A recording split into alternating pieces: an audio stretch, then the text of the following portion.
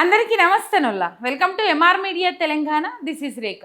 నిజంగా మన రేవంత్ అన్న మాట్లాడితే ఆ భాషని ఎంజాయ్ చేసే వాళ్ళకైతే మస్తు ఎంటర్టైన్మెంట్ అని చెప్పుకోవాలి.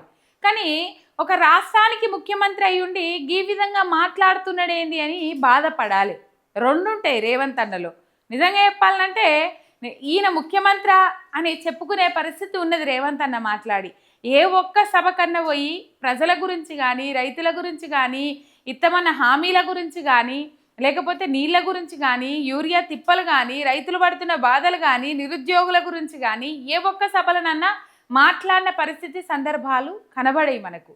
ఇయ్యాల ఖమ్మంలో సభ పెట్టిండు రేవంత్ అన్న. దాదాపు ఇది రెండో సభ అనుకుంటా ఖమ్మంలో. మొన్న సభకు పిలిచి కనీసం భోజనాలను కూడా ఏర్పాటు చేయలేదట.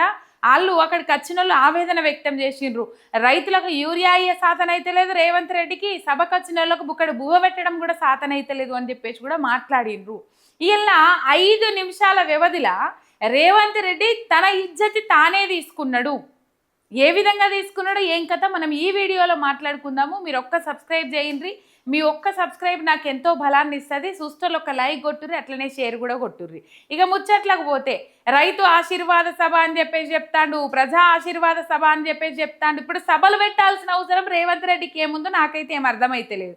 సరే, సర్వేలు చేయించుకోవాల్సిన అవసరం నాకు లేదు. 2.5 ఏళ్ళ టైం ఉన్నది. ఎప్పుడొస్తాయో ఎలక్షన్లు తెలివయి, 2029లో వస్తాయా 2028లో వస్తాయా తెలియదు అని మాట్లాడిన రేవంత్ రెడ్డి మరి ఇప్పుడు సభలు పెట్టుకుంటూ తిరగాల్సిన అవసరం ఏమున్నదయ్యా అంటే, ఏడ ముఖ్యమంత్రి పదవి వీకేస్తారో, ఏడ నా ముఖ్యమంత్రి పదవి లాక్కుంటారో, ఎక్కడ నా సీటుకి ఎసరు పెడతారో అని చెప్పేసి ఇక్కడున్న కాంగ్రెస్ నాయకులకు భయం పెట్టుకుంటా ఆయన ఢిల్లీ కాంగ్రెస్ పెద్దలకు నా జనబలం ఇది, నా ప్రజాబలం ఇది, నాకు అంత బలం ఉన్నది, పైసా బలం ఉన్నది, ప్రజాబలం ఉన్నది అని చెప్పేసి నిరూపించుకోవడం కోసం ఒక్క సభకు 15 నుంచి 20 కోట్ల ప్రజాధనాన్ని వృధా చేసుకుంటా సభలు పెట్టుకుంటా పోతాడు. నాకు తెలిసి ఈ సభ మొన్న జరగాల్సింది ఉండే 30 తారీఖు నాడు జరగాల్సింది ఉంటే ఆ 30 తారీఖు నాడు వాన పడుతుంది కథ కార్ఖానా అని చెప్పేసి క్యాన్సల్ చేసుకొని రైతు భరోసా నిధుల విషయంలో శిల్పారామంలో మళ్ళీ ప్రోగ్రాం ఏర్పాటు చేసుకొని శిల్పారామం వేదికగా అది ఓపెన్ చేసిండు. దాదాపు 5 ఎకరాల వరకు ఉన్నోళ్లకు రైతు భరోసా పైసలు పడ్డాయేమో.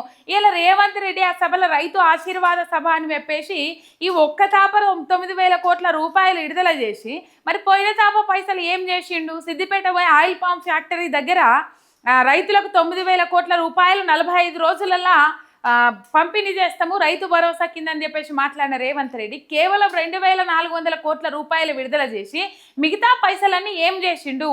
దానికి మాత్రం సమాధానం చెప్తలేడు.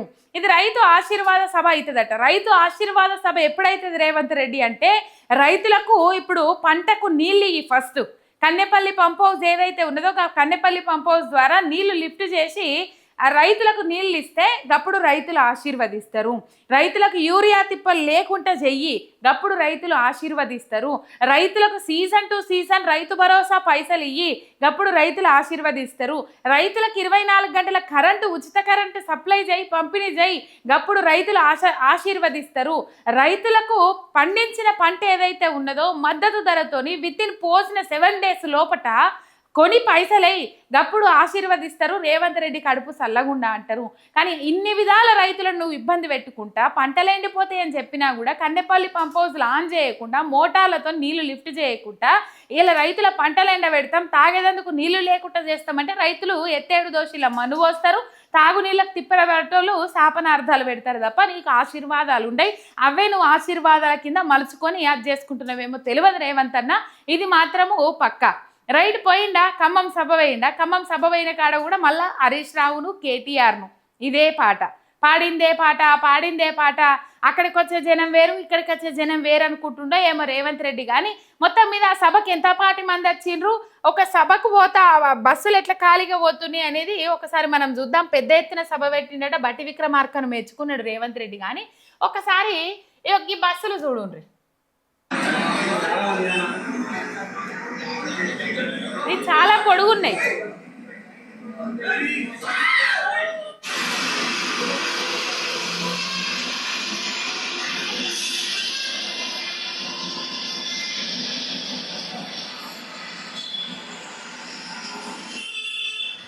ఇట్లా చాలా పెద్దగా ఉన్నది లైను, మొత్తం పోతా ఉంటే చాలా పెద్దగా ఉన్నది లైను. ఆ బస్సులు ఏంటంటే రేవంత్ రెడ్డి సభ కోసం జనాలను తరలించేందుకు పెట్టిర్రు ఆ బస్సులు. ఇక మరి ఫ్రీ బస్సు పెట్టింది ఎందుకే అందుకే ఈ బస్సులన్నీ రేవంత్ రెడ్డి సభ కోసం రేవంత్ రెడ్డి సభ కొరకు జనాలను రప్పించేందుకు పెట్టిండ్రు. ఇచ్చిన టైం అయిపోవడంతోని బస్సులు ఖాళీగానే వెనుదిరిగినాయి, అయిపోయింది. అక్కడ మంది వస్తలేరు, ఎవరు వస్తలేరు, బస్సులలో ఎక్కించుకోపోదామంటే జనాలు వస్తలేరు కాబట్టి అక్కడికి బస్సులు వచ్చినా కూడా జనాలు లేరు, జనాలు కరువు. మరి ఖమ్మం కంచుకోట, ఖమ్మంలో 3 మంత్రులు ఉన్నారు. మరి ఖమ్మంలోనే సభ పరిస్థితి గిట్లుంటే ఇంకా వేరే జాగాలలో ఇంకెట్లు ఉండాలనో మనం అర్థం చేసుకోవాలి. మొత్తం మీద ఇక్కడ మనం చూసినట్లయితే జనాలు అయితే రాలే. ఆఖరికి డ్వాక్రా గ్రూపులు, మహిళా సంఘాల వాళ్ళు ఎవరైతే ఉంటారో మన పాలపిట్ట కలర్ చీరలు అక్కర అని అంటారు కదా రేవంత్ అన్న, గాళ్ళనే రప్పించిండ్రు. ఆడాడ కనబడతా ఉన్నారు జనాలు. మొత్తం మీద ఇగో ఆ సభకు పోయే ఒక బస్సులో ఒక అక్క రీల్ చేసింది. ఆ రీల్ చూడుర్రు ఒకసారి.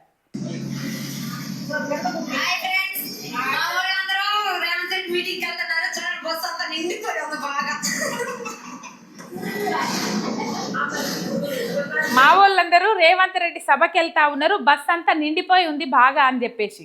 ఇక్కడ రేవంత్ అన్నకు అన్నారం తెలియదు, సుందిల్ల తెలియదు, మేడిగడ్డ తెలియదు, అక్కడి నుంచి ఎల్లంపల్లి తెలియదు. జీరో నాలెడ్జ్ కదా అసలు. కాళేశ్వరం అంటే జీరో నాలెడ్జ్. అసలు కాళేశ్వరం గురించి ఇయ్యాల రేపు 2 రోజులు క్లాస్ తీసుకొని చెప్తే చిన్నపిల్లలు కూడా క్లియర్ కట్గా చెప్తా ఉన్నారు. వాట్ ఈజ్ కాళేశ్వరము, ఏం చేస్తుంది కాళేశ్వరము, తెలంగాణకు కాళేశ్వరం ఏ విధంగా సహాయపడుతుంది అనేది చిన్నపిల్లగాళ్ళను 1వ తరగతి 2వ తరగతి పిల్లలను కూర్చోబెట్టినా 2 రోజులు క్లాసులు చెప్పినా వాళ్ళు పట్టించుకుంటారు, వింటారు, వాళ్ళకి ఇంత అవగాహన వస్తుంది. మన రేవంత్ అన్నకు ఎంతసేపు ఆవు కథలే ఉన్నాయి తప్ప ఈ కాళేశ్వరం కథ ముచ్చట ఇంత అని అంటలేడు. ఒకవేళ ఇన్నా కూడా దాని మీద నాలెడ్జ్ పెంచుకుంటలేడు. అయితే కాళేశ్వరంలో మేడిగడ్డ గేట్లు కిందికి దించాట, మేడిగడ్డలో నీళ్లు నిల్వ చేస్తే మేడిగడ్డ కూలిపోతుందని చెప్పేసి మాట్లాడుతూ ఉన్నాడు. మరి ఇన్ని రోజులు కూలిపోయిందని మాట్లాడింది కదా, అంటే కూలిపోలేదా లెక్క? ఈ కూలిపోలేదని ఆయననే ఒప్పుకున్నాడు కదా. కాళేశ్వరం కాదు కూలేశ్వరం అని చెప్పిండు, ఇన్ని రోజులు జనాలకు చెప్పుకుంటూ తిరిగిండు. ఇప్పుడు నీళ్లు నిల్వ చేస్తే కూలిపోతుంది రా నాయన అని చెప్పేసి మాట్లాడుతూ ఉన్నాడు. అక్కడ అన్నారం సుందీలలో నీళ్లు నిల్వ చేసి అక్కడి నుంచి మేడిగడ్డతో సంబంధం లేకుండా ఎల్లంపల్లికి లిఫ్ట్ చేయమంటుండ్రు. ఎల్లంపల్లికి పంపిస్తే తెలంగాణ ప్రాంతానికి నీళ్లు పోతాయి.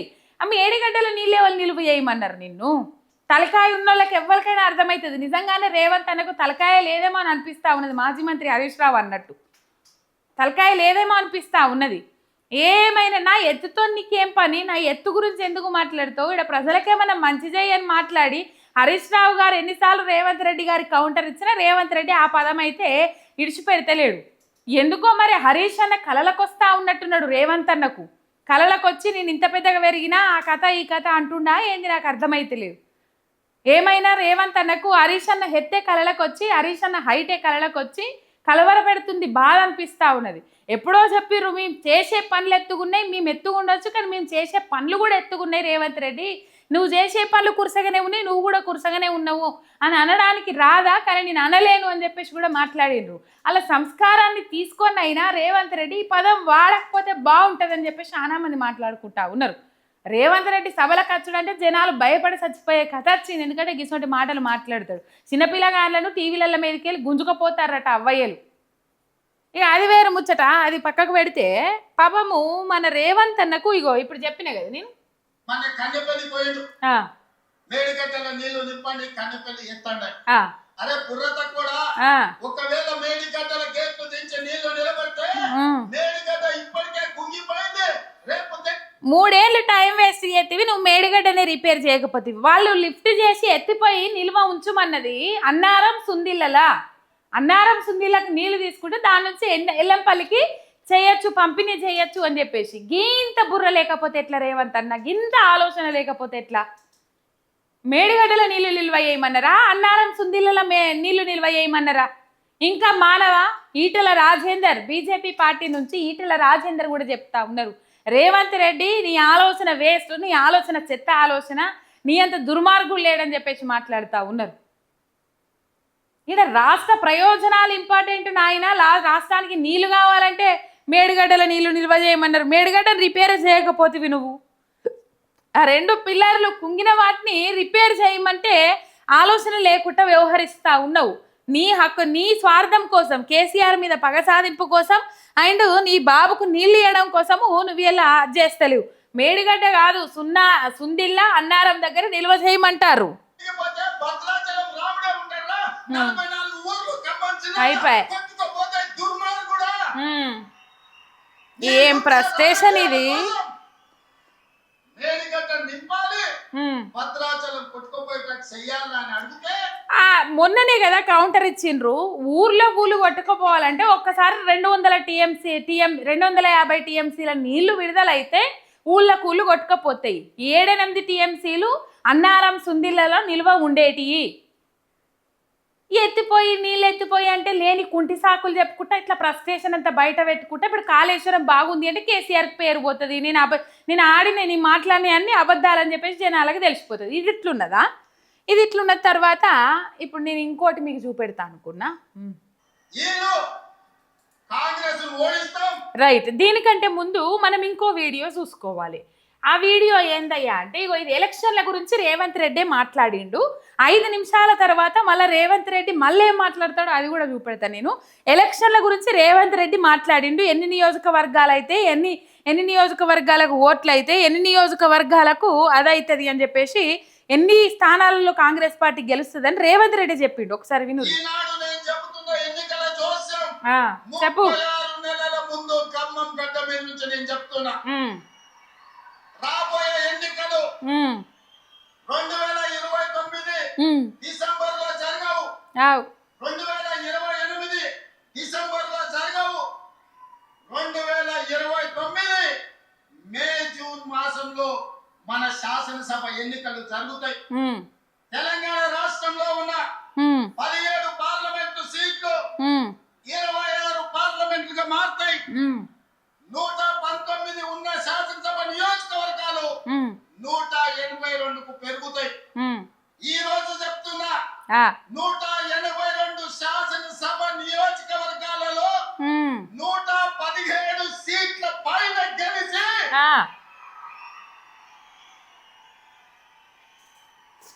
117 మీడియా మిత్రులారా రాసుకోండి 117 అంటే 117 శాసన సభ్యులను గెలిపించుకొని రెండవసారి తెలంగాణ రాష్ట్రంలో ప్రజాపాలనను కాంగ్రెస్ ప్రభుత్వాన్ని గెలిపిస్తాం. రాముడు మీద భద్రాచలం రాముడు మీద ఒట్లు సలగుండా మీరు ఒట్లు పెట్టకుండి సారు. మీరు ఒట్లు పెడితే దేవుళ్ళే తలదించుకోవాల్సిన పరిస్థితి ఏర్పడుతుంది.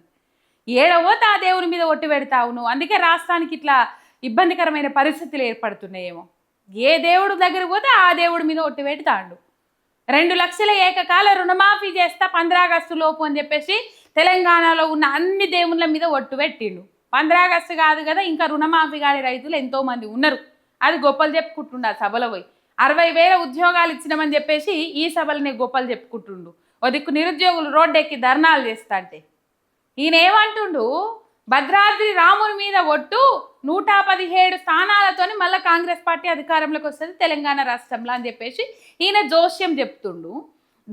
అయితే BRS working president KTR Talasani Srinivas Yadav ఇంట్లో పార్టీ కార్యకర్తల సమావేశం, ముఖ్య నాయకుల సమావేశం ఏర్పాటు చేసి దాంట్లో రేవంత్ రెడ్డి సర్వే చేయించుకున్నాడు. దాంట్లో కూడా మనమే గెలుస్తున్నామని రిపోర్ట్ వచ్చింది. 78 స్థానాలు వస్తాయి అని చెప్పేసి రిపోర్ట్ వచ్చింది అని చెప్పేసి అక్కడ డిస్కషన్ నడిచింది. అది రేవంత్ రెడ్డికి తెలిసింది. ఇప్పుడు ఈయన మాట్లాడితే ఈయన జోస్యం చెప్పొచ్చునట. 2.5 ఏండ్ల ముందుగాలని ఈయన ఎన్నికల గురించి మాట్లాడచ్చట. కానీ బీఆర్ఎస్ వాళ్ళు మాట్లాడద్దట. మొత్తం మీద ఆయననే విమర్శించుకున్నాడు. 5 నిమిషాల వ్యవధిలో మాట మార్చి ఆయన ఇచ్చేది ఆయననే తీసుకున్నాడు. ఒకసారి మీరు చూడు. మేడిగడ్డలో నీళ్లు నింపండి, కన్నెపల్లి ఎత్తండి. అరే బుర్రత కూడా ఒకవేళ మేడిగడ్డల గేట్లు దించి నీళ్లు నిలబడి ఇది కాదు ఒక్క నిమిషం, ఇది కాదు ఇది వీళ్ళు కాంగ్రెస్ ఓడిస్తాం, కాంగ్రెస్ రేవంత్ రెడ్డి సర్వే చేసుకుంటే నేను గెలుస్తున్నామని వచ్చిందని మాట్లాడు. అన్నం తినేటోడు ఎవడన్నా ఎన్నికలు ఎన్నుంటాయో తెలియకుండా, ఎవడు పోటీ చేస్తాడో తెలియకుండా, ఏ రిజర్వేషన్ ఉంటుందో తెలియకుండా, ఎన్ని సీట్లు పెరుగుతాయో తెలియకుండా, ఎన్నికలలో ఏం చెప్తామో తెలియకుండా ఎన్నికల సర్వే చేసి ఎవరు గెలుస్తాడో నిర్ణయిస్తాడు. వీళ్ళు కాంగ్రెస్ రేవంత్ రెడ్డి సర్వే చేసుకుంటే మళ్ళీ ఒకసారి నేను గెలుస్తున్నామని వచ్చిందని మాట్లాడతాను. అన్నం తినేటోడు ఎవడన్నా ఎన్నికలు ఎన్నడుంటాయో తెలియకుండా ఎవడు అయ్యే సారు మీరు అన్నం తినరా బాంచన్ పూరీలు తింటారేమో మీరు. అయితే నవ్వుతుందిల్లా ఒక్క 5 నిమిషాల ముందుగానే చెప్పిండు 117 స్థానాలతోని మేమే గెలుస్తున్నాము, రాసి పెట్టుకోండి, భద్రాద్రి రాముడి మీద ఆన, మీడియా మిత్రుడు మంచిగా రాసుకోండి అని చెప్పిండు. మరి చెప్పిన ఆయన 5 నిమిషాలకే ఈ మాట మార్చి పాపం రాసిచ్చిన ఆయన మంచిగానే రాసిచ్చిండు. ఈయన సంతదోషం వాడి ఆయన ఇజ్జత ఆయననే తీసుకున్నాడు. ఇగో గిట్లున్నది. ఎన్నికల గురించి తెలియకుండానే అన్నం తినటోడు ఎవడన్నా ఎన్నికలు ఎప్పుడు వస్తాయో తెలియకుండానే, ఎవరు నిలబడుతురో తెలియకుండానే, ఎవరు పోటీ చేస్తురో తెలియకుండానే ఎట్లా గెలుస్తామని గెలుపు డిసైడ్ చేస్తారు అని మాట్లాడిండు. మరి ఈయనకు కూడా అదే వర్తిస్తుంది కదా. 180 స్థానాలకు గాను 117 స్థానాలు మేమే గెలుస్తున్నాము, అధికారంలోకి మేమే వస్తున్నాము, 2029 మేలో ఎన్నికలు జరుగుతాయి అని చెప్పేసి ఈయన ఎట్లా జోస్యం చెప్తుండోల్లా. ఇక ఏమన్నా ఉన్నదా? ఎవ్వలేంది నా ఇజ్జత్ తీసేది, నా ఇజ్జత్ నేనే తీసుకుంటా, నాకెవరు రారు సాటి, నాకెవరు లేరు పోటీ అని చెప్పేసి ఈ ఖమ్మం సభలో మళ్ళా అబద్ధానికి అంగీలాగు దొడిగితే రేవంత్ అన్న అని మళ్ళొకసారి నిరూపించుకొని ఆయన ఇజ్జత్ ఆయననే మొత్తం తీసుకున్నాడు. ఇది కథ. ఒక సబ్స్క్రైబ్ చేసుకొని సపోర్ట్ చేయండి. మీ ఎంఆర్ మీడియా తెలంగాణ చిన్నారు.